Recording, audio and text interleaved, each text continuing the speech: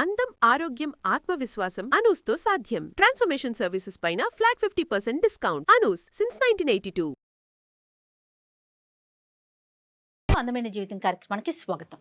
నమస్తే కళ్యాణ్ గారు. నమస్తే జయ గారు. కళ్యాణ్ గారు, మనకు ఒక మెయిల్ వచ్చిందండి. కృష్ణ అనే ఆయన చేశారనమాట. అతనికి భార్య మీద ప్రేమ ఉందో అర్థం కావట్లేదు, అనుమానం ఉందో అర్థం కావట్లేదు, అన్ని పీక్స్లో ఉన్నాయండి. సో దాన్ని ఎట్లా ఏం చేయాలనేది అతనికి అర్థం కావట్లేదు, ఎక్కడ బ్యాలెన్స్ చేసుకోవాలో తెలియట్లేదు, చాలా సతమతం అయిపోతున్నాడండి. ఏం పేరు అన్నారు మేడం? కృష్ణ అండి. కృష్ణ గారు మనకి ఈమెయిల్ చేశాడు, ఒకసారి మీతో మాట్లాడించాలని. సో మనకి నెంబర్ ఇచ్చారు, ఒకసారి కాల్ చేసేద్దామండి. చేయండి, తప్పకుండా జయ గారు. Will help him. Hello. Hello, ఎవరండి? నమస్తే అండి కృష్ణ గారు, నేను జయానండి. అందమైన జీవితం ప్రోగ్రామ్ నుంచి కాల్ చేస్తా ఉన్నాను. మేడం మేడం చెప్పండి. బాగున్నారా కృష్ణ గారు? ఏదో ఉన్నాం మేడం. కొన్ని రోజులు ఉంటే తర్వాత ఫోన్ చేయాలంటే నేను ఖచ్చితంగా పిచ్చి హాస్పిటల్లో ఉండాలి. అయ్యయ్యో అట్లా ఏం ఉండదండి. జీవితం ఎప్పుడు ఎత్తు పల్లాలు ఉంటానే ఉంటాయి, కష్ట సుఖాలు ఉంటానే ఉంటాయి. మీ గురించి నేను బ్రీఫ్గా చెప్పాను అంతే, చాలా చాలా తక్కువగా మాట చెప్పాను కళ్యాణ్ గారికి. డాక్టర్ కళ్యాణ్ గారు ఉన్నారు స్టూడియోలో, ఒకసారి మాట్లాడతారా? ఇవ్వండి మేడం. నమస్తే కృష్ణ. నమస్తే సార్. చిన్నపిల్లడు పెద్దోడు ఎంత నీ వయసు? నా వయసు 28 సంవత్సరాలు సార్. 28 years. చిన్న చెప్పినా ఏంటి సమస్య? నేను ఒక అమ్మాయిని లవ్ చేసి పెళ్లి చేసుకున్నాను సార్. 1 year పాటు రిలేషన్షిప్ లో ఉన్నాము. ఆ తర్వాత పెళ్లి అయ్యి కూడా నాకు 1.5 year అయింది. 1.5 year. వేరే ఏ గొడవలు లేవు సార్. పెళ్లి రోజు గాని, బర్త్డే గాని, పండగలు గాని, లేదా సండేస్ టైమ్స్ లో గానీ, ఇలాంటి టైమ్స్ లో బయట వెళ్తున్నా అని చెప్పి వెళ్ళిపోతుంది సార్. ఎక్కడికి వెళ్తున్నా, ఎవరితో వెళ్తున్నా తెలియదు సార్. అన్ఎక్స్పెక్టెడ్ ఒక్కతే సార్. నేను డ్రాప్ చేస్తా అంటూ లేదంట సార్, గుడికి వెళ్తానంటది. కానీ గుడికి వెళ్ళి వచ్చేటప్పుడు కనీసం కొబ్బరికాయో, ప్రసాదమో, పువ్వు, పండు, లేదా కనీసం బొట్టు కూడా ఉన్నది సార్. లేదా ఫ్రెండ్ వాళ్ళ ఇంటికి వెళ్తాను అంటది. తనకున్నదే 2 ఫ్రెండ్స్. ఆ 2 ఫ్రెండ్స్ లో ఇద్దరికి కాల్ చేసిన అన్నయ్య మా ఇంటికి రాలేదు, అన్నయ్య మా ఇంటికి రాలేదు. సరే, తిరిగి వచ్చిన తర్వాత ఎలా ఉంటుంది ఆవిడ? అంటే మామూలు మంచి మూడ్ లోనే ఉంటుందా? నేచురల్ గా ఇంటి పనులు అవన్నీ చేసుకుని కొద్దిగా ఏమైనా మామూలుగానే ఉంటుంది సార్. కానీ నేను ఆ ఒక్క మాట అడిగితే మాట దాటేస్తుంది సార్. ఏదో ఒక మాట మాట్లాడేస్తుంది. మరి మీరు ఎప్పుడు టైట్ చేయలేదా? అంటే అడిగే పరిస్థితి? స్ట్రిక్ట్ గా కూడా అడిగాను, బట్ ఎప్పుడు కూడా సరే ఒక్కసారి కూడా నాకు ఆన్సర్ ఇవ్వలేదు. నేను అడిగిన క్వశ్చన్ కి అయితే ఆన్సర్ ఇవ్వలేదు, అంటే ఏదో ఒకటి మాట్లాడేది. 1 year పాటు లవ్ చేస్తున్నటువంటి క్రమంలో ఇటువంటి పరిస్థితి ఎప్పుడన్నా మీకు ఎదురైందా? లవ్ చేస్తున్నప్పుడు అంటే నేను తన 24/7 నా దగ్గర ఉండదు కదా సార్. ఆ టైంలో నేను నా స్వార్థం ఏంటో తెలుసా మేడం? అదే ఒక ఫ్యామిలీ నుంచి వచ్చిన అమ్మాయి అంటే వాళ్ళ నాన్నకి, వాళ్ళ అమ్మకి, వాళ్ళ అన్న తమ్ముళ్ళకి ప్రేమ పంచాలి. అదే ఒక అనాథ అయితే తన ప్రేమంతా నాకే వస్తుంది కదా మేడం. అంతటి స్వార్థపరుని మేడం నేను. చాలా అంటే చాలా 3 jobs మారాను ఇప్పటికి. అంటే ఏంటన్న జాబ్స్ మారడానికి ఏంటి? స్ట్రెస్ వల్ల, లేదంటే ఊర్లు స్ట్రెస్ వల్ల సార్. స్ట్రెస్ వల్ల. అంటే అకేషన్ వచ్చినప్పుడు మీరు ఫీల్ అవుతున్నారు, తను ఫీల్ అవుతున్నారు, మీరు అడిగితే అంతే అక్కడతో కట్ ఆఫ్ చేసి మీ ఇద్దరు ప్రయాణం మళ్ళీ సాఫీగా ముందుకెళ్ళిపోతుంది. కాబట్టి ఎప్పుడు కూడా ఈ ఇష్యూ ఒక సీరియస్ మ్యాటర్ మీ ఇద్దరి మధ్యన అవ్వలేదేమో అని అనిపిస్తుంది. మీ లోపల మీరే కుంగిపోతున్నారు. అవును సార్. తను నేను గట్టిగా అడగలేను. పోనీ మీ సైడ్ ఎవరున్నారు నాన్న? అంటే అమ్మాయి సైడ్ తను అనాథ కాబట్టి ప్రేమంతా నాకే కాల్ ఉన్నారు సార్. అమ్మ నాన్న ఉన్నారు, బట్ వాళ్ళకి చెప్తే ఎక్కడ నా వాళ్ళు ఏమనుకుంటున్నారంటే అరే వీళ్ళు సంతోషంగా హ్యాపీగా ఉన్నారు అని అనుకుంటున్నారు. సో వాళ్ళు ఆ భ్రమణాలనే బతకనివ్వండి అనేసి నేను వాళ్ళకి ఏం చెప్పట్లేదు. వాళ్ళకి చెప్పి వాళ్ళు నా వాళ్ళు ఎందుకు బాధపడ్డాం. ఎప్పుడన్నా ఫాలో అయ్యారు నాన్న తన్ని? ఎక్కడైనా ట్రాక్ చేశారే? ఫాలో అవ్వలేదు కానీ సార్, ఎప్పుడన్నా టెంపుల్ కి వెళ్తా అన్నప్పుడు, నాకు ఏదైనా పని పడాలో వెళ్ళినప్పుడు అక్కడ టెంపుల్లో ఉండదు సార్. మీ డౌట్ ఏంటి నాన్న? అంటే ఇప్పుడు మీరు చేయడానికి మీ లోపల ఉన్న ఇన్నర్ కాన్షియస్ మీకు ఏమని చెప్తున్నారు? నా ప్రాబ్లం ఏంటంటే, ఒకటి నాతో ఏదైనా అన్కంఫర్టబుల్ ఫీల్ ఉండాలి. ఓకే. లేదు 2 తను ఎవరితో అన్నా ఇల్లీగల్ ఉండాలి. ఎవరి వాళ్ళన్నా ఇబ్బంది పడుతూ నాకు చెప్తే నేనేమన్నా ఫీల్ అవుతానేమో అని అయి ఉండాలి. ఈ మూడిట్లో ఏదని నాకు అర్థం కావట్లేదు. ఎవరన్నా అంటే ఇక్కడ చూడండి, ప్రాబిలిటీ ఈజ్ వెరీ రేర్. అంటే ఎంత రేర్ అంటే కనుక నిజంగా ఒక ఇల్లీగల్ ఒక అక్రమ సోకాల్ సంబంధం పెట్టుకునేటటువంటి ఆడపిల్ల ప్రతిరోజు కలవాలని పరితపిస్తూ ఉంటుంది. ఒకప్పుడు అలా బయటకు వెళ్ళకపోయినా ఇంట్లో ఉన్నప్పుడైనా ఫోన్లో మాట్లాడటం కానీ మెసేజ్లు చేయటం కానీ ఏదో విధంగా ఇంకో మాట్లాడుతూ ఉంటుంది సార్. ఫోన్ లో ఎప్పుడన్నా నేను కాల్ చేసినప్పుడు బిజీ వస్తుంది. సో ఆ టైంలో టైం డ్యూరేషన్ ఉంటుంది కదా, ఆ డ్యూరేషన్ టైం నేను ఎప్పుడైనా ఇంటికి వెళ్ళినప్పుడు చెక్ చేస్తే ఆ డ్యూరేషన్ కాల్ లాగ్సే ఉండవు, డిలీట్ చేస్తాను. ఈ వైఫ్ గురించి నువ్వు వన్ ఇయర్ పాటు ప్రేమించినటువంటి ఒక అమ్మాయి గురించి ఎంతవరకు నీ మనస్సాక్షి ఆ అమ్మాయికి వేరే ఏదైనా సంబంధం ఉండుండొచ్చని ఎంతవరకు యాక్సెప్ట్ చేస్తుందని, అది ఉందా? అటువంటి ప్రాబిలిటీ ఉండొచ్చా? అంటే అది చాలా రేర్ సార్. అది రైట్, ఓకే. నేను ఎందుకు ఈ ప్రశ్న అడిగానంటే కృష్ణ, ఎందుకంటే ఈరోజు సుమన్ టీవీ అందమైన జీవితం ద్వారా ఏంటంటే మిమ్మల్ని ఇద్దరిని ఏదో కలిపేటటువంటి ప్రయత్నం చేయాలి, కానీ ఒక కొత్త కథని మీ ఇద్దరి మధ్యన క్రియేట్ చేయకూడదు. ఒక అనుమానం అనేటటువంటి కథ, మీ భర్త నీ మీద అనుమానం పడుతున్నారు, 6 గంటల్లో ఎక్కడికో వెళ్తున్నావు అనేటటువంటి ఆలోచనతో అతను అడగలేక మా చేత అడిగించాడు అని మేము మొదలు పెట్టామనుకోండి, రేపొద్దున మీ ఇద్దరి మధ్యన వేరే భారతం అనేది మొదలవుద్ది. ఒకప్పుడు ఆ అమ్మాయి ధిక్కరిస్తే కనుక, ఏ సమాధానం చెప్పకుండా ఫోన్ పెట్టేస్తే కనుక నెక్స్ట్ ఏంటి అనేటటువంటి దానికి నువ్వు మెంటల్గా ప్రిపేర్ అయ్యి ఉన్నావా? చెప్పొచ్చు, చెప్పకపోవచ్చు. 1.5 year ప్రేమించినటువంటి నీ స్థాయి వ్యక్తికే చెప్పని దానికి నాకెందుకు చెప్తుంది డాక్టర్ కళ్యాణ్ చక్రవర్తి? ఏమో నా యొక్క అనుభవం బట్టి, నేను అడిగే విధానం బట్టి, నా మీద ఉండే గౌరవం బట్టి చెప్తే చెప్పొచ్చు. చెప్పకపోయినా కూడా ఆ కథను అలా పక్కన పెట్టేసి రెస్ట్ ఆఫ్ యువర్ లవ్ స్టోరీని కంటిన్యూ చేసేదానికి అవకాశం ఉందా? తర్వాత డిసైడ్ చేద్దాం సార్. నాకైతే ఏ ఆలోచన లేదు, నాకు అసలు ఏం అర్థం కావట్లేదు. బ్లైండ్ గా ఉన్నాడు అంతేనా కృష్ణ? మీకేం అర్థం కావట్లా? అవును మేడం. డాక్టర్ కళ్యాణ్ చక్రవర్తి మాట్లాడిన తర్వాత కూడా, అందమైన జీవితం ఇన్వాల్వ్ అయిన తర్వాత కూడా సమాధానం రాలేదు కాబట్టి ఇదేదో భయంకరమైనటువంటిది, ఇక్కడ ఏదో జరిగిపోతుంది అనేటటువంటి అన్నెసెసరీ కన్క్లూజన్స్ మాత్రం దయచేసి రావద్దు. Okay right, good. మరి ఒకసారి తనతో మాట్లాడదామా కృష్ణ? మాట్లాడదాం మేడం. మెయిల్ లో నేను నెంబర్ మెన్షన్ చేస్తాను, మీరు ఒకసారి చేయరా? కృష్ణ మీరు లైన్ లో ఉండండి, నేను ఒకసారి ఐశ్వర్యకి కనెక్ట్ చేసి మాట్లాడతాను. ఓకే.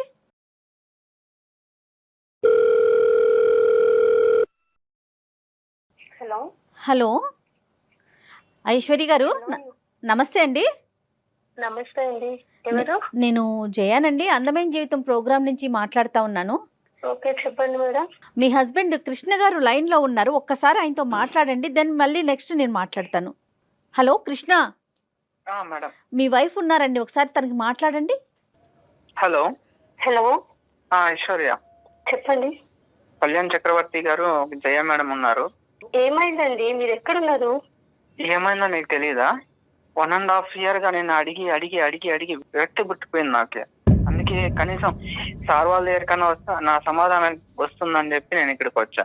అసలు మన మధ్య సమస్య ఏముందండి పరిష్కరించుకోవడానికి? అసలు నేను ఏమన్నా ఇది తప్పు చేస్తున్నాను, మీకు ఏమన్నా అనుమానం ఉందా? అంత మంచిగా రైట్ చేస్తున్నావు. నేను అడిగిన దానికి సమాధానం ఇవ్వాలి కదా. నీకున్నది ఇద్దరు ఫ్రెండ్స్, వాళ్ళిద్దరిని అడిగితే నా ఇంటికి రాలేదన్నయ్య అంటున్నారు.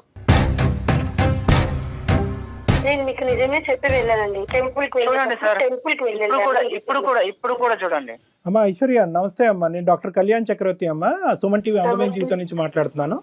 నమస్తే సార్. సారీ అమ్మ, నీకు సర్ప్రైజ్ చేసాం మేము. నీకు ఏది ముందుగా ఏ కబురు చెప్పకుండా ఫోన్ చేసాము, కానీ మీ భర్త గారు ఉండేటటువంటి సందిగ్ధ పరిస్థితిలో మాకు నీకు డైరెక్ట్ గా కాల్ చేయడం తప్ప ఇంకో దారి దొరక్క అలా చేసామమ్మా.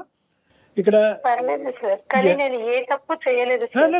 అమ్మ తప్పు చేసావని మేము ఎవరు అనలేదమ్మా. ఒక అకేషన్ వచ్చినప్పుడు, ప్రత్యేకంగా ప్రతిరోజు కాదు, ఒక అకేషన్ వచ్చినప్పుడు, అది మ్యారేజ్ అవనివ్వండి, లేదంటే ఏదైనా ఒక ఫంక్షన్ అవనివ్వండి, లేదంటే ఒక ఫెస్టివల్ అవనివ్వండి, ఆ టైంలో నువ్వు ఒక 2 to 3 hours పాటు అతనికి చెప్పే డిసప్పియర్ అవుతున్నావు అంటే, అది కూడా చెప్తున్నాడు, చెప్పే డిసప్పియర్ అవుతున్నావు, కానీ ఎక్కడికి అనేది మాత్రం చెప్పట్లేదు. ఎక్కడికి అని చెప్పేటటువంటి దానికి సంబంధించినటువంటి ఆధారాలు కనిపించట్లేదు. మరి ఇంత సీక్రెట్గా ఉండేటటువంటి ఈ వ్యక్తి ఎవరి దగ్గరికి తిని వెళ్తుంది? ఆమె అతను అనేటటువంటి ప్రస్తావన అతని దగ్గర లేదు, అతనికి నీ మీద అనుమానం కూడా లేదు. అది నేను ముందే క్లారిఫై తెచ్చుకున్నాను. చాలా అంటే చాలా మంచివాడు, మంచోడే. సమస్య అదేనమ్మా, చెప్తున్నాడు. కాదు డాక్టర్ గారు, అంత చెప్పకూడని ప్రదేశానికి ఏమి వెళ్ళవు కదా నువ్వు, అంత సీక్రెసీ మెయింటైన్ చేయాల్సిన అవసరం ఏంటి? తను 1 year గా నన్ను చూసి నన్ను ఇష్టపడే కదా మేడం పెళ్లి చేసుకున్నాడు. అవును, ఏది ఉన్నా గానీ తనకు ప్రతిదీ చెప్తూనే ఉంటాను. కాకపోతే అతను ఏది తెలిసినా గానీ ఏమైతాడంటే, నేను తన దగ్గర చెప్పినంతగా తను కొంచెం చెప్పలేడు. ఒకవేళ ఇన్ కేస్ నేను ఏమైనా తప్పు చేసినా గానీ నన్ను ఏమన్నాడు ఆయన, నా ఎదుట ఉన్న వ్యక్తిని తనను బాధించే రకం, లేకుంటే తనలో తను మదన పడుతూ బాధపడుతూ ఇప్పటికే 3 జాబ్లు పోగొట్టుకున్నాను మేడం. ఒత్తిడి ఒక్కదాని తర్వాత ఒకటి, ఒక్కదాని తర్వాత ఒకటి బాధపడుతుంది. ఎందుకంటే ఏదో చెప్తూ ఉంటాడు. ఇంత సీక్రెట్ ఏముంటుందమ్మా వైఫ్ అండ్ హస్బెండ్ మధ్యన? అసలు పెద్ద ప్రాబ్లం ఏది లేదు madam. The thing is Aishwarya, ఇది ప్రాబ్లం పెద్దదా చిన్నదా అనేది కాదు జయ గారు. ఇక్కడ ఏంటంటే అసలు ఇది ప్రాబ్లం కానప్పుడు ఏంటి అది అని చెప్పడంలో పెద్ద ఇందులో అంత సందిగ్ధం ఏముందమ్మా? ఉన్నది ఉన్నట్టుగా చెప్పండి. ఒకవేళ నేను చెప్పినా తను తట్టుకోలేడని బాధ నాకు, అంతే. అమ్మా తట్టుకోవటం మాత్రమే ఆలోచిస్తాను. అలా కదమ్మా, నీది పిచ్చితనమో మంచితనమో నాకు అర్థం కావట్లేదు. ఆ తట్టుకోకపోవటం అంటే కనుక ఈ నరకం ఇది మహాఘోరం. ఇది నేను మీకు ఒకటి చెప్పాలనుకుంటున్నాను సార్, కానీ నా కాపురానికి మీ రెస్పాన్సిబిలిటీ ఉంటానంటే. నీ మనస్సాక్షి మీద చేసుకుని నేను తప్పు చేయట్లేదు అనేటటువంటిది నువ్వు మాట్లాడితే కనుక నీది 100% తప్పు లేదు అనుకుంటే కనుక నీ కాపురానికి నేను 200% గ్యారంటీ ఇస్తాను సార్. 200 కాదు, 1000 చెప్తున్నారు. ఏ తప్పు లేదు సార్, పక్కాగా చెప్తున్నా. నా సైడ్ తప్పు పెట్టుకొని మిమ్మల్ని తలదించుకునేలాగా నేను చెయ్యను. ఖచ్చితంగా నేను చెప్తాను, నిజం మాత్రమే చెప్తాను. నా సైడ్ ఎంత మీరు వెతికినా ఇంత తప్పు దొరకదు. కాన్ఫిడెంట్ గా చెప్తున్నాను. తను మిస్అండర్స్టాండింగ్ చేసుకోకుండా మాట్లాడే బాధ్యత డాక్టర్ గారు తీసుకుంటారు. అది తీసుకుంటే చాలు. తను ఏం చెప్పినా ఓవర్ గా రియాక్ట్ అవుతారు, అది నేను భరించలేను. అది బాధపడడం కూడా నాకు ఇష్టం లేదు. ఏంటంటే తనను ఒక చిన్న పిల్లలాగా చూసుకుంటాను నేను. కానీ మరి సమస్య ఇక్కడ దాకా వచ్చింది కదా తల్లి, రివీల్ చేయక తప్పదు. ఇంకా అందుకే మేడం నేను చెప్పాలని నిర్ణయం తీసుకున్నాను. చెప్తాను, ఖచ్చితంగా మీ దగ్గర చెప్తాను, ఒప్పుకుంటాను. ఏం చేసింది ప్రతిదీ చెప్తాను. కానీ తను ఒప్పుకోవాలి, ఎందుకంటే తను బాధపడకూడదు. ఇప్పుడు చెప్పేస్తాను. తను అర్థం చేసుకునేటటువంటి విధంగా మేము ఆ ప్రాసెస్ ని ఫెసిలిటేట్ చేస్తామని చెప్తున్నాం అమ్మా. అతను రియాక్ట్ అవ్వకూడదు, అతను మాట్లాడకూడదు, అతను చెవులు మూసుకోవాలంటే కనుక అసలు ఏంటో అదేం లేదు సార్. తను ఒక మంచి మనసు ఒప్పుకుంటే చాలు నాకు. ఎందుకంటే తప్పు ఉంటే నేను ఇంతగా మాట్లాడలేను కదా, నా సైడ్ తప్పు ఉంటే నేను మాట్లాడలేను సార్. అదే అమ్మా, ఇప్పుడు నువ్వు చెప్పమ్మా, నువ్వు విషయం చెప్పమ్మా. సార్ నేను మా ఆయన దగ్గర ఒక చిన్న విషయం దాచిపెట్టినాను.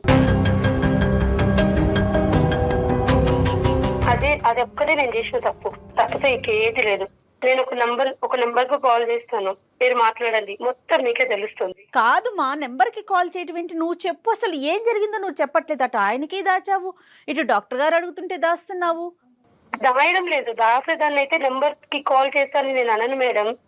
ఒక నెంబర్ కు కాల్ చేస్తే డాక్టర్ గారు ఖచ్చితంగా మీకు అన్ని విషయాలు తెలుస్తాయి. ఎవరు మళ్ళీ ఏంటమ్మా ఈ సస్పెన్స్ థ్రిల్లర్ తట్టుకోలేకపోతున్నావు? అక్కడో సస్పెన్స్, ఇక్కడో సస్పెన్స్, ఇప్పుడు మళ్ళీ ఇంకో ఫోన్ కాల్ అంటున్నావు.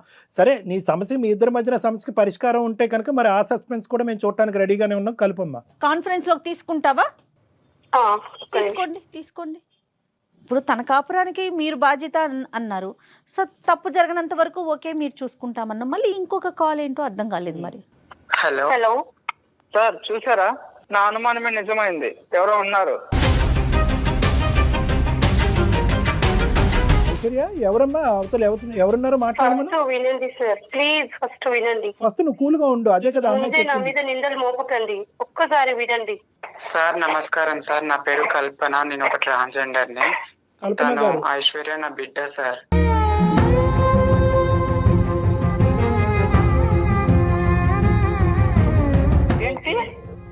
ఐశ్వర్య నా బిడ్డ సార్. అవును సార్. అసలు అర్థం కావట్లేదండి, కొంచెం క్లియర్ గా చెప్పండి సార్. యాక్చువల్లీ నేను ఒక ట్రాన్స్జెండర్ ని, నేను భిక్షాటానికి వెళ్తుండే రోజు. తను ఐశ్వర్య ఒక బస్ స్టాప్ లో దొరికింది నాకు. 2 years ఉంది తనకి. అయితే నేను తనని ఆ రోజు నేను తీసుకెళ్లి నా దగ్గర పెట్టుకుని 1 నెల రోజులు నేను చూశాను. తన వాళ్ళు ఎవరైనా వస్తారేమో దోలాడుకుంటూ వాళ్ళకి ఇచ్చేద్దాం అనేసి. 1 నెల రోజులు చూసినా కూడా ఎవరు రాలేదు. సో రాకపోవడంతో నేను తనని పెంచుకున్నాను.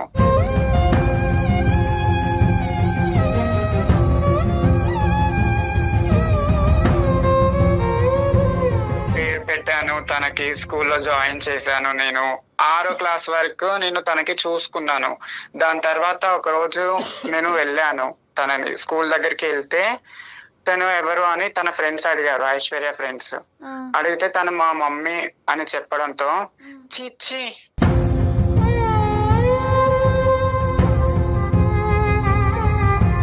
ఏంటి తను మీ మమ్మీయా?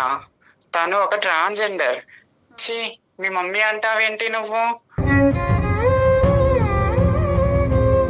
తినతో ఫ్రెండ్షిప్ చెయ్యొద్దు మనం. వాళ్ళ అమ్మ ఒక ట్రాన్స్జెండర్ అని చెప్పేసి నా బిడ్డని దూరం పెడుతున్నారు.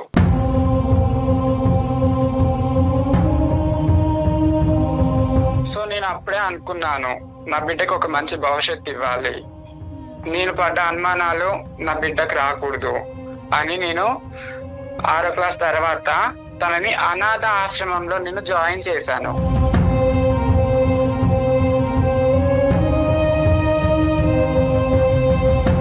ప్రతి ఒక్క ఫీజు, తనకు కావాల్సిన బుక్స్ అన్ని ప్రతి ఒక్కటి నేను చూసుకున్నాను. తర్వాత తను ఇట్లా, అమ్మ నాకు కృష్ణ అంటే ఇష్టం అని, నన్ను ప్రేమిస్తున్నాడు, నా వెమ్మటి పడుతున్నాడు అని చెప్పింది. సరేలే నాన్న అని చెప్పి నేను మా ఐశ్వర్యకి తెలియకుండా కృష్ణని నేను ఎంక్వైరీ చేశాను. నా ద్వారా 1 సంవత్సరం ఎంక్వైరీ చేశా కృష్ణని. చేస్తే మంచి పిల్లోడు, మంచోడు, జాబ్ ఉంది, పర్లేదు, నా బిడ్డ హ్యాపీగా ఉంటుంది అని అప్పుడు నేను ఓకే చేశాను. ఓకే చెప్పాను నేను తనకి, సరే నాన్న చేసుకో, నువ్వు హ్యాపీగా ఉండు అని చెప్పి పెళ్లి చేశాను. తన పెళ్లి అప్పుడు కూడా నేను ఎక్కడో గుంపులో ఉండి నేను చూశాను.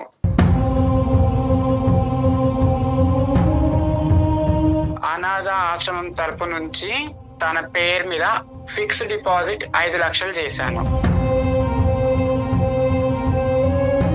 కాదమ్మా, ఇప్పుడు ఇది ఓకే, ఇంతవరకు మీరు చేసినటువంటి ఒక వెనక నుండి ఓకే, ఒక తల్లి కూడా చేయనటువంటి త్యాగం ఒక పెద్ద మనసుతో మీరు చేశారు, దానికి మేమందరం కూడా హ్యాట్స్ ఆఫ్. కానీ ఇది పెళ్లి చేసుకునేటటువంటి భర్తకి దాచిపెట్టవలసినటువంటి అవసరం ఏముందమ్మా? ఇప్పుడు మంచి అబ్బాయి అన్నారు, అర్థం చేసుకునేటటువంటి మనసు ఉంది. ఈ అమ్మాయి చిన్నపిల్ల, తెలియనటువంటి మనస్తత్వం. ఒక పెళ్లి అనేటటువంటిది కంప్లీట్గా ఒక ట్రాన్స్పరెంట్ ప్లాట్ఫామ్ మీద ఉండాలా, ఉండకూడదా? నమ్మకం ఉండాలి సార్, కానీ ఈ సొసైటీ మమ్మల్ని నమ్మదు కదా. ఈ సొసైటీ ఏమంటుంది, ఒక దగ్గరికి వెళ్తాము సార్, మేము వెళ్తే మమ్మల్ని చూసి దూరం వెళ్ళిపోయే వాళ్ళు ఉన్నారు, పక్కన కూర్చుంటే లేచి వెళ్ళిపోయే వాళ్ళు ఉన్నారు. మీరు బాగానే ఉన్నారు కదా, పని చేసుకొని బతకొచ్చు కదా, ఇట్లా ఎందుకు అడుక్కోవడం మీరు? కానీ వీళ్ళిద్దరు కాదు తల్లి, కృష్ణ ఐశ్వర్య ప్రేమించి పెళ్లి చేసుకున్నారు, ఒకరినొకరు అర్థం చేసుకుని పెళ్లి చేసుకున్నారు. ఆ ప్రేమలో త్యాగాలు అనేటటువంటి ఉంటాయి. నువ్వు చేసినటువంటి కార్యక్రమానికి బహుశా కృష్ణ హర్షిస్తాడేమో. అరే ఇంత గొప్ప మనిషి, సమాజం నీ వైపు వేలెత్తి చూపెడుతుందంటే కనుక ఈ వెనకాతల నుంచి తల్లిలాగా. నాకు తెలియదు కదా సార్, నా వల్ల నా అల్లుడు బిడ్డ దూరం కావద్దు, నా వల్ల ఇది నా బిడ్డ ఒంటరిది కావద్దు, మాది ఎట్లాగో ఒంటరి జీవితం. బట్ హౌ లాంగ్ అమ్మా? కాదు కల్పన గారు, ఎన్ని సంవత్సరాలు దాచిపెడతారు? ఎన్ని సంవత్సరాలు దాచిపెడతాం అనుకున్నారు? ఇప్పటికే ఆ అబ్బాయికి లేనిపోయిన ఆలోచనలు వచ్చాయి. చెప్పమ్మా, చెప్పమ్మా. ఇక్కడ ఇది ఎందుకు దాచిపెట్టిందో నేను చెప్పొచ్చు సార్? చెప్పుమా, చెప్పు. లేదు సార్, ఒకసారి నేను ఈయన షాపింగ్ మాల్కి వెళ్ళినాం. అక్కడ ట్రాన్స్జెండర్ చూసి ఈయన ఎంత విసుక్కున్నాడంటే, అతను దగ్గరికి వచ్చేసరికి చాలా అంటే చాలా చిరాకు పెట్టిండు ఫేస్ మొత్తం. తన మెంటాలిటీ అలా ఉంది. దాని వల్ల నేను చెప్పలేకపోయాను సార్. వాళ్ళ గురించి కొంచెం మంచి చెప్పి ఇది నా పరిస్థితి అని చెప్పడానికి నేను చాలా సార్లు ప్రయత్నం చేసినాను సార్. అసహ్యం కలిగినటువంటి ఒక వ్యక్తి అంటే ఈ పరిస్థితుల్లో అతను ఏవో కొన్ని ఎక్స్పీరియన్సెస్ వల్ల, లేదంటే అతను చూడకూడదు ఏమైనా చూడటం వల్ల అతనికి ఒక బ్యాడ్ ఇంప్రెషన్ ట్రాన్స్జెండర్స్ మీద పడింది. కానీ నీ జీవితంలో ఒక ట్రాన్స్జెండర్, ఒక ఆడపిల్ల యొక్క, ఒక అనాథ అయినటువంటి ఒక ఆడపిల్లకు ఒక తల్లిలాగా నిలబెట్టి జీవితంలో ముందుకు పంపించిందనే ఒక గొప్ప ఎగ్జాంపుల్ చెప్తే కనుక బహుశా అతని ఆలోచన శైలి మారిపోయి ఉండేదేమోనమ్మా. ట్రాన్స్జెండర్స్ మీద ఒక మంచి అభిప్రాయం వచ్చి ఉండేదేమో, వాళ్ళలో కూడా ఒక దయాగుణం, ఒక త్యాగగుణం ఉందనేటటువంటి ఆలోచనకు వచ్చి ఉండేవాడేమో. నిజమే సార్, అందుకే నేను వాళ్ళలో ఉన్న మంచితనం చెప్పడానికి కూడా నేను చాలా సార్లు ప్రయత్నం చేశాను. వాళ్ళు ఊపే ఎత్తనియాడు సార్ ఇంట్లో. ఇప్పుడు మనకి ప్రధానంగా కావాల్సింది కృష్ణ యొక్క రియాక్షన్ కావాలి నాకు ఇక్కడ. కృష్ణ, నీ రియాక్షన్ ఏంటి? ఇప్పుడు ఆవిడ ఒక ఫోన్ కాల్ కలిపింది, ఆ ఫోన్ కాల్లో ఒక మగగంతుకు లాంటిది వినిపించేటప్పటికి, అదిగో మేడం ఒక అబ్బాయి మాట్లాడుతున్నాడు బ్యాక్గ్రౌండ్ చూసారా, నేను అనుకున్నది నిజమైందని అన్నారు. కానీ అది నిజం కాదు. మీరు మాట్లాడుతుంది ఆ అమ్మాయి తల్లికి మించినటువంటి ఒక తల్లితో మీరు మాట్లాడుతున్నారు. ఇప్పుడు మీ అభిప్రాయం ఏంటో నాకు చెప్పండి. అవును సార్, నాకు వాళ్ళంతా చిన్నప్పటి నుంచి ఒక భయం సార్. వాళ్ళు వచ్చి ఆ స్లాబ్స్ కొడుతుంటే నాకు అట్లా షివరింగ్ అయిపోయేది. నాతో ఉండాలనుకుంటే వాళ్ళ అమ్మను వదిలేయమని చెప్పండి, లేదు వాళ్ళ అమ్మ కావాలనుకుంటే నన్ను వదిలేసి వెళ్ళిపోమని చెప్పండి సార్. కాదండి, దానికి కారణం ఏంటి? ఒకటి కృష్ణ, ఇక్కడ ఏంటంటే దేనికైనా ఒక బలమైనటువంటి కారణం ఉండాలి. మీ పర్సనల్గా మీరు ఒక ఎల్జిబిటీ గ్రూప్ని ఏ విధంగా చూస్తున్నారో does not equate to how Aishwarya looks at an LGBTQ group. ఆ అమ్మాయికి ఒక ప్రాణాన్ని ఇక్కడ నేను ఐశ్వర్య ఏదైనా తప్పు చేసిందంటే, కల్పన గారు ఏదైనా ప్రీమెచ్యూర్గా అనాలోచితంగా చేశారు అంటే కనుక మీకు చెప్పకపోవటం అనేటటువంటిది ఒక ప్రధానమైనటువంటి అంశం. అందుగురించి నేను అన్నాను, ఎంతకాలం దాచిపెడదాం అనుకున్నారంటే కనుక ఒక కూతురు అల్లుడి మధ్యన నేను ఒక ఇదిగా అవ్వకూడదమ్మా, ఇంతకాలం నేను ఇంత కష్టపడి పెంచినటువంటి నా కూతురు జీవితాన్ని నాశనం చేసినటువంటి ఒక తల్లిగా నాకు ఒక చరిత్రలో నేను ఉండకూడదు అనే ఆలోచనతో నేను వెనక నుంచే ఇప్పటికీ జీవితాంతం వెనక నుంచే నడపాలి అన్నటువంటి ఆలోచనని, అందులో మంచి ఉంది అనేది 99% మంది సమాజం నమ్మినా కూడా 1% మందిలో నేను ఒకనేమంటానంటే, అమ్మ పెళ్ళి అంటే కనుక నీతిమైనటువంటి పెళ్ళే కదమ్మా, ట్రాన్స్పరెంట్గా ఉండాలి కదా, నమ్మకం అనే బేస్మెంట్ మీద నడిచేది కదా, అన్నీ చెప్పుకుంటే కనుక అబ్బాయిని మనసు మార్చచ్చు కదా అనేటటువంటి ఒక్క అంశంలోనే ఆవిడ వైపు నేను వేలెత్తి చూపెట్టా. కానీ ఈరోజు ఆవిడ చాలా ముఖ్యమైనటువంటి పాత్రలో ఉంది, ఐశ్వర్యకి చాలా ముఖ్యమైనటువంటి పాత్రలో ఉంది. మీ అభిప్రాయం ఐశ్వర్య అభిప్రాయం అవనవసరం లేదు. మీరేం చూసారో నాకు తెలీదు, ఎందుకు వాళ్ళని చేదరించుకుని అసహించుకుంటున్నారో నాకు తెలీదు, ఎందుకు కింద నుంచి పై వరకు మీ శరీరం వణుకుతుందో నాకు తెలీదు. కానీ ఈరోజు ఐశ్వర్యకి ఆ అమ్మాయి ప్రాణం పోసింది, ఆ తల్లి పాత్రలో పోషిస్తూ ప్రాణం పోసింది. లేదంటే ఎవరి చేతుల్లో పడి ఉండేదో ఐశ్వర్య ఈరోజు, ఏమై ఉండేదో. ఈరోజు చదువుకుని ఒక క్వాలిఫికేషన్ వచ్చి నీలాంటి ఒక మంచి వ్యక్తితో పెళ్లి చేసుకుని ఒక ప్రయాణం కొనసాగటానికి ముఖ్య కార్యక్రమాలు భగవంతుడికి మించినటువంటి భగవంతుడు ఎవరన్నా ఉన్నారు అంటే కనుక అది కల్పన గారు. మా అత్తగారు ఒక ట్రాన్స్జెండర్ అంటే మా ఫ్యామిలీ కానివచ్చు, లేదంటే సొసైటీ కావచ్చు, నన్ను వేరేలా చూస్తుంది సార్. సో నేను అది తీసుకోలేను. Let us take another hypothesis. ఒక నిమిషం ఐశ్వర్య, నాకు కృష్ణతో నేను డీల్ చేయాలి. కృష్ణ మీద నాకు కోపం లేదు. కృష్ణ కన్ఫ్యూజన్లో ఉన్నాడు కాబట్టి కన్ఫ్యూజన్ క్లారిటీలోకి తీసుకురావాల్సిన బాధ్యత నా మీద ఉంది. ఎందుకంటే మీ కాపురాన్ని నిలబెడతానని నేను ప్రామిస్ చేసిన తర్వాత నువ్వు కల్పన గారికి ఫోన్ కలపడం జరిగింది. కృష్ణ, ఒకప్పుడు ఈ అమ్మాయిని పెంచి ఈ స్థాయి వరకు తీసుకొచ్చినటువంటి వ్యక్తి కల్పన గారు ఒక ట్రాన్స్జెండర్ అనేటటువంటి అంశం మీరు గాఢంగా ప్రేమించుకుంటున్నటువంటి ఆ సంవత్సరంలోనే బహుశా ఐశ్వర్య వచ్చి నీకు చెప్పుంటే కనుక అప్పుడు ఏమని ఉండేవాడివి? సార్ నా ప్రేమ కాదు సార్, ఇప్పుడు తను మా అత్త అని చెప్పుకొని ఎలా చెప్పుకోగలుగుతాను సార్ నేను? అత్త కాదు ఎవరు కాదు. ఈ అమ్మాయి ఈరోజు ఇది దాచిపెట్టకుండా మీరిద్దరు ప్రేమించుకున్నటువంటి క్రమంలో మన ప్రేమను నువ్వు యాక్సెప్ట్ చేసావు, మన ఇద్దరు ఇంత గాఢంగా ప్రేమించుకుంటున్నాం, మన ఇద్దరు ముందుకెళ్ళి పెళ్లి చేసుకోబోతున్నాం. అయితే నీకు ఒక ముఖ్యమైనటువంటి అంశం చెప్పాలి, నా తల్లికి మించినటువంటి తల్లి నా జీవితంలో ఒక ట్రాన్స్జెండర్ ఉంది, ఆవిడే కల్పన అనేటటువంటి అంశం నీకు చెప్పుంటే నువ్వు ఈ ప్రేమ నుంచి విత్డ్రా అయిపోయి ఉండేవాడా, నీకు నాకు పచ్చి అని అని ఉండేవాడువా? సార్ అప్పుడైతే ఏమో తెలియదు సార్, ఇప్పుడైతే నేను యాక్సెప్ట్ చేయలేను సార్. మా ఇంట్లో వాళ్ళకి నేనేం చెప్పుకోవాలి సార్? ఒకటి, మీ ఇంట్లో వాళ్ళకి ఏం చెప్పాలి అనే ముందు నీ మనస్సాక్షికి ఏం చెప్తావు అనేటటువంటిది ముఖ్యమైనటువంటి అంశం. మీ ఇంట్లో వాళ్ళకి చెప్పి నువ్వు ఐశ్వర్యాన్ని లవ్ చేయలేదు, గుర్తుపెట్టుకో. నీ మనసుకు నచ్చింది కాబట్టి ప్రేమంతా నాకే ఇవ్వాలి అనేటటువంటి ఆలోచనతో ప్రత్యేకంగా ఒక అనాథాశ్రమంలో ఉండేటటువంటి అమ్మాయిని ప్రేమించుకోవాలనే వెనకాతలు నీకు ఉండేటటువంటి ఒక మంచి ఉద్దేశం ఈరోజు చెడగొట్టాలి అనేటటువంటి ఆలోచనతో ఉండద్దు. ఎందుకంటే నీ మనస్సాక్షిలో ఉన్నది ప్రధానమైనటువంటి అంశం ఎవరంటే కనుక ఐశ్వర్యకి నచ్చినటువంటి అందరి వ్యక్తులు కూడా నువ్వు ప్రేమించాలి, అందరి వ్యక్తులు కూడా నీ మనుషులు అవ్వాలి కాదా? వాళ్ళు ఎవరైతే ఏంటి, ఏ జెండర్ అయితేనేంటి, వాళ్ళు ఏమైనా శాపగ్రస్తురా? ట్రాన్స్జెండర్స్ అంటే శాపగ్రస్తులా? వాళ్ళ కర్మకాలికి అలా మారారా? వాళ్ళకి దిక్కు లేక అలా మారారా? వాళ్ళు మనుషులు కాదా? కృష్ణ, మీకు తెలుసో లేదో చాలా ఉన్నతమైన స్థానాల్లో ట్రాన్స్జెండర్స్ ఉన్నారండి ప్రజెంట్. ఇక్కడ ముఖ్యంగా గుర్తుపెట్టుకోండి, మీ మనస్సాక్షి ఐశ్వర్యను ఎంత యాక్సెప్ట్ చేస్తుందో కల్పన గారిని కూడా అంతే యాక్సెప్ట్ చేస్తుందా లేదా అనేటటువంటిది ఫస్ట్ జీర్ణించుకోండి. దాని తర్వాత మీ పేరెంట్స్కి ఎలాగ అది డిఫైన్ చేస్తారు, ఈవిడ ఎంత త్యాగం చేసింది, ఎవరు ఈ ప్రపంచంలో వాళ్ళు మేలా ఫీమేలా, జెండర్ ఐడెంటిటీ వల్ల ట్రాన్స్జెండర్స్ అనేటటువంటి అంశం తీసి పక్కన పెడితే అక్కడ కామన్గా కలిసేటటువంటి చొక్క ఏదన్నా ఉందంటే కనుక అది మానవత్వం. సో కాబట్టి ఏంటంటే మానవత్వం అనేటటువంటి అంశాన్ని మీ పేరెంట్స్ తీసుకెళ్తే కనుక మనసున్న మనుషుల్లాగా వాళ్ళు అది కూడా యాక్సెప్ట్ చేస్తారు. ఇక్కడ కావాల్సింది మానవత్వం. ఒక అనాథ పిల్ల ఒక బస్ స్టాండ్లో ఉంటే కనుక అది కూడా ఏంటి, ఇవిడు వెళ్ళి ఎత్తుకుని కాజేయలేదు ఆ పాపని. 4 రోజుల పాటు అదే బస్ స్టాండ్లో పడిగాపులు కాసింది. ఆ ఆడపిల్లని, ఆ 2 సంవత్సరాల ఆడపిల్లని తీసుకుని ఆ అమ్మాయిని పావుగా వాడుకుంటూ భిక్షాటన చేయలేదు. ఆ అమ్మాయిని చదివించింది, స్కూల్కి పంపించింది, బట్టలు ఇచ్చింది, అన్ని సదుపాయాలు ఇచ్చింది.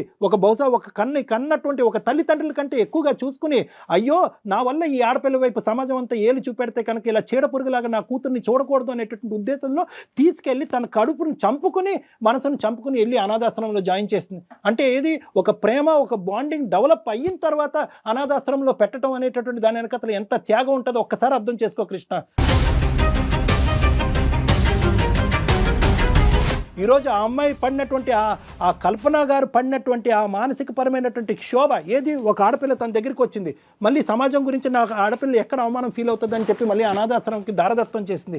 ఎంత క్షోభనన్నది, ఎంత బాధ. ఇక్కడ నాకు కావాల్సింది ఏంటంటే మేలా ఫీమేలా ఏది అనేది కాదు, ఒక మానవత్వం అనేటటువంటిది ఇక్కడ గెలిచింది. ఆ మానవత్వాన్ని నువ్వు ప్రేమించాలి. నీ ఐశ్వర్యం నువ్వు ఎంత ప్రేమిస్తున్నావు అదే మానవత్వాన్ని ప్రేమించాలి.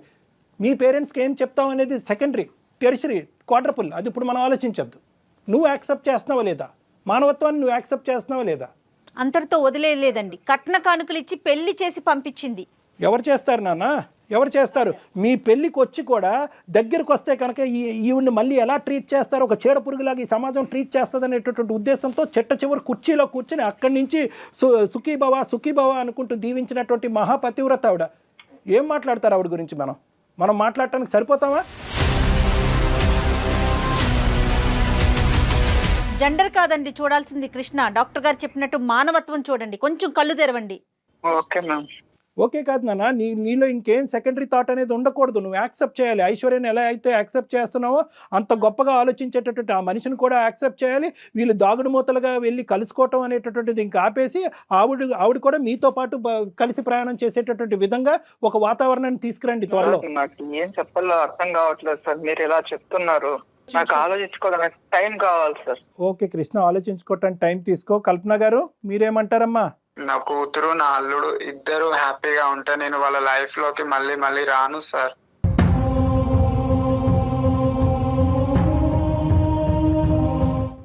ఎక్కడికన్నా దూరంగా వెళ్ళిపోతాను. నువ్వు అల్లుడు మంచిగా ఉంటే నాకు అదే చాలమ్మా.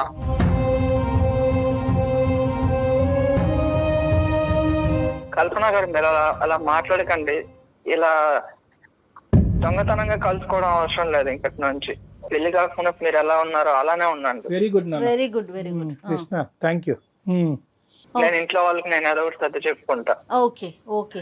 తనని అన్ని సంవత్సరాలు పెంచకపోయింటే తను నా దగ్గరకు వచ్చేది కాదు. సూపర్, మంచి పాయింట్. ఒక్క లైన్, నేను చెప్పింది అంతా కూడా ఒక లైన్ లో సమరైజ్ చేశాను. మా ఇంకేం మనసులో పెట్టుకోకు, డాక్టర్ గారు మాట్లాడారు కదా, సంతోషంగా ఉండండి. ఓకేనా? Thank you so much madam. Kalpana garu, ఈ సందర్భంగా అంటే వీళ్ళిద్దరితో మాట్లాడిన తర్వాత మీతో కూడా మాట్లాడినాక నిజంగా చెప్తున్నానండి, మీకు మనస్ఫూర్తిగా చేతులెత్తి దండం పెడుతున్నామండి. చాలా చాలా మంచి పని చేస్తున్నారు. సొసైటీ మమ్మల్ని యాక్సెప్ట్ చేస్తే మాకు అంతకంటే ఎక్కువ ఇంకేమీ లేదు.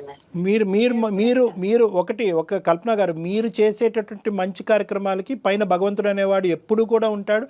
అతను ఎప్పుడు చూస్తూనే ఉంటాడు. Society acceptance and non acceptance అనేటటువంటిది 100% of the population 100% of the time ఎప్పటికీ మనం సాటిస్ఫై చేయాలి. తొలగిపోవాలి సార్. డెఫినెట్ గా అలాంటి రోజు కూడా వస్తుందండి. అన్ని మంచి కార్యక్రమాలు అన్నీ కూడా కలగలుపుగా ఏదో ఒక రోజు 110% మీ యొక్క గ్రూప్ని అందరూ మనస్ఫూర్తిగా యాక్సెప్ట్ చేసిన మంచి రోజు ఖచ్చితంగా వస్తుంది. చూస్తూనే ఉండండి. Thank you so much sir. Thank you అండి. నమస్తే. నమస్తే అండి. నమస్తే.